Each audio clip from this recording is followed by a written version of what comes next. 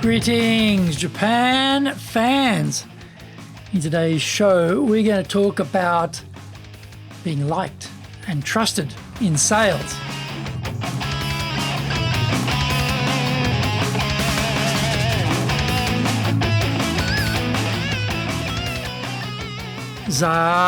Eigo desu. それでは行きましょう. So let's get going. This is the fourth year of the Sales Japan Series podcast, and we are broadcasting around the world from the Beverly Hills of Japan, Minato-ku. It is Chic Central. I'm your host, Dr. Greg Story, your corporate coaching and training guide committed to your success, the president of Dale Carnegie Training Japan, the best-selling author, Japan Sales Mastery and Japan Business Mastery, and my new book, Japan Presentations Mastery, will be released shortly. In this podcast, I want to help you to survive COVID-19. Don't forget to subscribe and share this podcast with your family, friends, and colleagues. We are not being sponsored by Libsyn, but we value your privacy, which is why we have our podcast hosted by Libsyn, who, unlike many other podcast hosts, have a strict policy that does not allow access to your private information by anyone. Here is our daily podcast lineup on iTunes. Mondays, the Cutting Edge Japan Business Show. Tuesdays, the Presentation Japan Series. Every second Tuesday, the Business Tatsujin no Oshie Show. Wednesdays, the Sales Japan Series. Thursdays, the Leadership Japan Series. And every second Thursday, the Business Pro Podcast Show. Fridays, the Japan Business Mastery Show. And Saturdays, Japan's top business interviews. Now, this is episode number 232, and we are talking about we buy from people we like and trust. So let's go! Buying from people we like and trust makes a lot of sense. Sometimes we have no choice and we'll hold our nose and buy from people we don't like. Buying anything from people we don't trust is truly desperate. So when we flip the switch and we become the seller to the buyer, how can we pass the smell and desperation tests?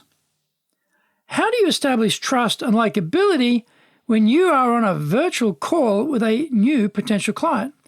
What do you do about those new buyers who won't even turn on their camera during the call? The best defense against buyer skepticism is to be professional. You will be well presented, whether face-to-face or online. In the latter case, you'll have a background that advertises your firm and hides the background of your home because this reduces the distraction factor.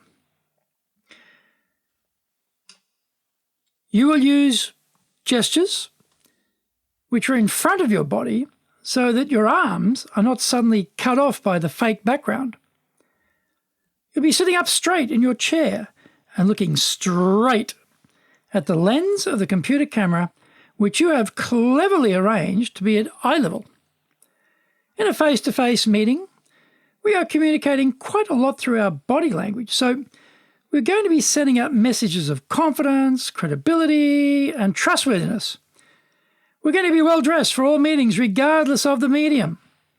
That means putting on your business battle dress, which means a jacket and tie for men in the online meetings as well, so that we are not looking too casual. We're going to be precise and clear in our language with no filler words like ums and ahs, diluting the message and annoying the buyer. Online, the body language factor can be tricky, especially if we are showing any documents or slides on screen. In these cases, we're reduced to a tiny box on screen, and so is the client.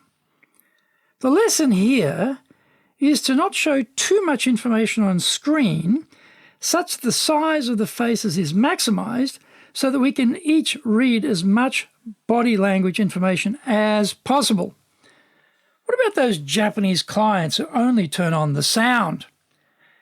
We are now at the equivalent of a phone call, except that they can see you and you cannot see them. We have a couple of choices. I don't match them by turning my camera off to even out the stakes.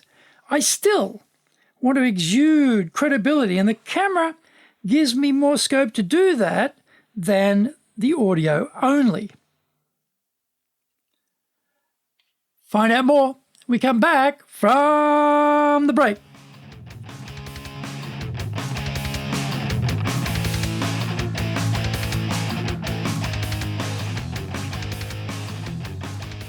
Our show today is brought to you by our public programs, but we also do custom-made in-house classes. Now, we do them in our super safe classroom, we do them live online, and we do them in Japanese, and we do them in English. Now, today's show is being sponsored on May the 12th by our Cross and Upselling program. In our professional leadership series, on the 14th of May, we have Leading and Managing.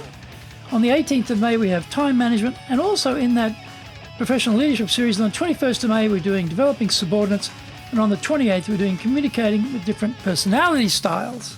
You can find out more about those programs on our website at enjapan.dalecarnegie.com, and you can email me at greg.story@dalecarnegie.com. Get my best-selling books, Japan Sales Mastery, the Bible for selling in Japan, and Japan Business Mastery, and my new book, Japan Presentations Mastery. If you like learning by watching videos, we have over 1,000 for you there on Japan Dale Carnegie TV on YouTube. We release 3 TV shows every week on YouTube. The Cutting Edge Japan Business Show, that's the premier business show in Japan, comes out Mondays. Fridays, the Japan Business Mastery Show, and Saturdays, Japan's top business interviews, where I interview leaders in Japan from SMEs all the way up to the corporate captains of industry on one topic, leading in Japan. Now, every second Thursday, we release the Business Pro Television Show. And don't forget, you can email me at greg.story@dalecarnegie.com.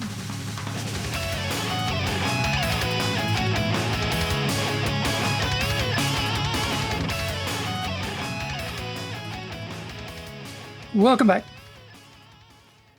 We have to grab the opportunity of the sales call, and we, not the buyer, have to run the meeting. Right from the start, I asked them to turn their camera on. This is difficult for our Japanese staff to do because for them, the buyer is God. If the omnipresent deity doesn't want to reveal themselves to mere mortals, then what right has the lowly supplicant salesperson to demand that of God? Nevertheless, we have to train them on how to do that. We need to say to the buyer, "Thank you for your time today for this meeting. I appreciate it, given I'm sure you are very busy. Over the last year, I've done a lot of these meetings online, and they always seem to be more productive for both sides when we both turn the cameras on. So let's both turn our cameras on today for this brief meeting." Now, what comes next is the key component. Shut up and do not say one word, no matter how much awkward, painful silence ensues. Sit there and wait for them. Isn't this risky?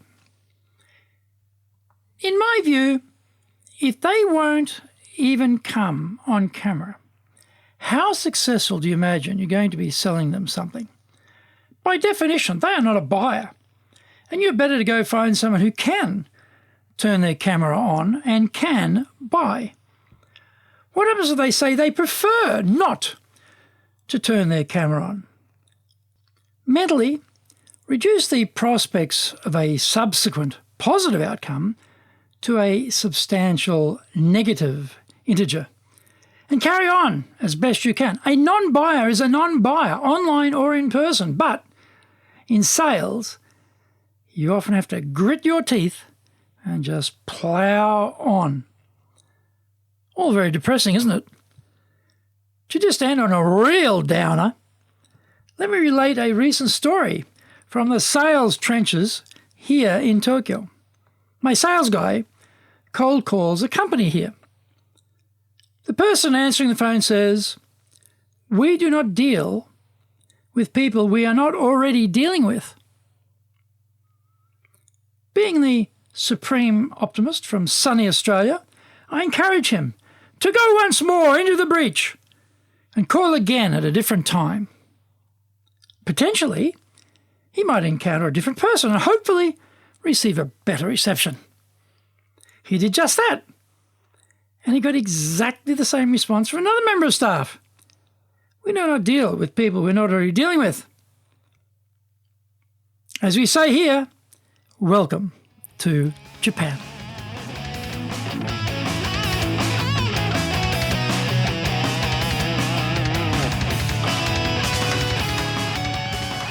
Thank you for joining the Sales Japan series. If you found the program useful, please work on your karma and share it with your family, friends, and colleagues. Don't forget to subscribe and share this podcast. Immediately apply what you've learned today. Use it and go out there and survive. Remember, I'm your corporate coaching and training guy in your corner, committed to your success here in Nippon.